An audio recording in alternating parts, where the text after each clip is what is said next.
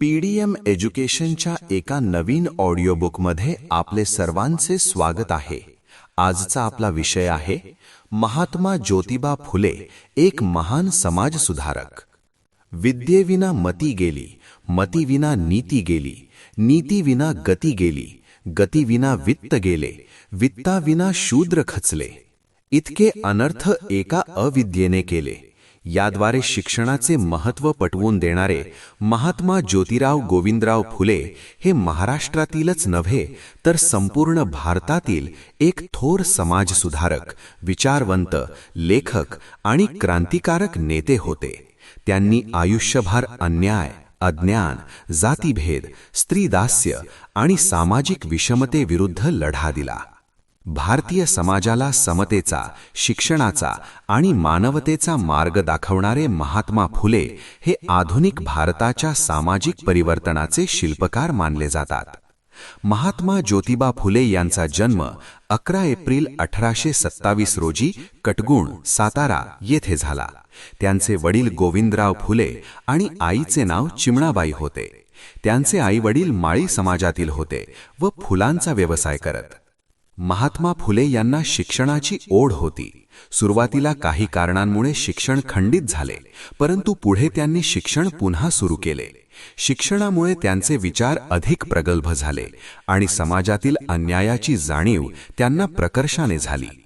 नायगावच्या खंडोबा नेवसे पाटील यांच्या 7 वर्षाच्या कन्या सावित्रीबाई फुलेशी त्यांचा विवाह 1840 साली झाला.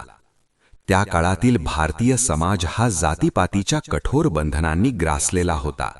उच्चवर्णीयांकडून शूद्र, अतिशूद्र आणि स्त्रियांवर अमानुष अत्याचार होत होते.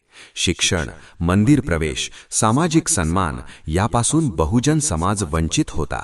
या अन्यायकारक व्यवस्थेविरुद्ध आवाज उठवण्याचे धैर्य महात्मा फुले यांनी दाखवले. महात्मा फुले यांच्या जीवनातील सर्वात महत्त्वाचे कार्य म्हणजे स्त्री शिक्षणाचा पाया घालणे.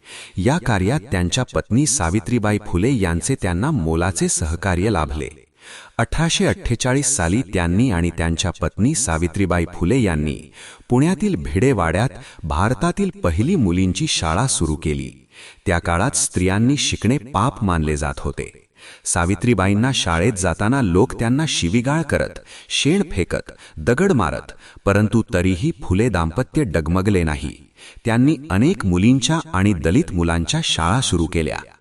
महात्मा फुले हे केवळ शिक्षण प्रसारक नव्हते, तर स्त्री-पुरुष समानतेचे ठाम समर्थक होते.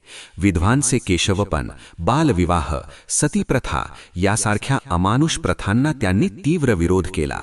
विधवांच्या पुनर्विवाहाला प्रोत्साहन दिले आणि अनाथ बालकांसाठी आश्रयगृहे स्थापन केली. समाजातील दुर्बल घटकांना आधार देणे हे त्यांनी आपले कर्तव्य मानले. इसवी सन 1873 मध्ये महात्मा ज्योतिबा फुले यांनी सत्यशोधक समाजाची स्थापना केली.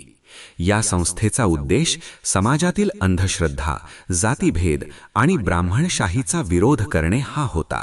सत्यशोधक समाजाने समानता, विवेक, सत्य आणि मानवता या मूल्यांचा पुरस्कार केला.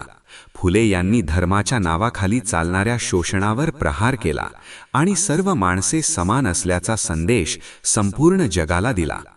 महात्मा फुले हे प्रभावी लेखकही होते. त्यांच्या लेखनातून समाज प्रबोधन घडवून आणण्याचा त्यांनी प्रयत्न केला. गुलामगिरी, शेतकऱ्याचा आसूड, सार्वजनिक सत्यधर्म, तृतीय रत्न ही त्यांची महत्त्वाची पुस्तके आहेत. शेतकऱ्याचा आसूड या ग्रंथात त्यांनी शेतकऱ्यांच्या दयनीय अवस्थेचे वास्तववादी चित्रण केले आणि ब्रिटिश व उच्चवर्णीय व्यवस्थेवर कठोर टीका केली.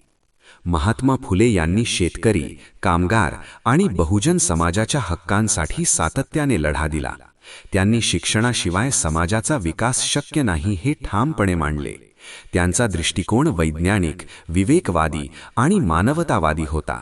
त्यामुळेच त्यांना समाज क्रांतीचे जनक असे म्हटले जाते. 28 नोव्हेंबर 1890 साली महात्मा ज्योतिबा फुले यांचे वयाच्या अवघ्या 63व्या वर्षी निधन झाले. मात्र त्यांचे विचार, कार्य आणि आदर्श आजही तितकेच प्रेरणादायी आहेत.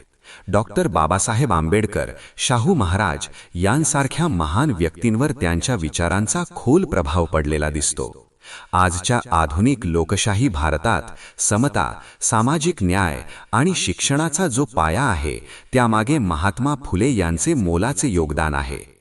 महात्मा ज्योतिबा फुले हे केवळ एक व्यक्ती नव्हते, तर एक विचार प्रवाह होते. त्यांनी समाजाला अज्ञानाच्या अंधारातून बाहेर काढून समतेच्या प्रकाशाकडे नेण्याचे कार्य केले.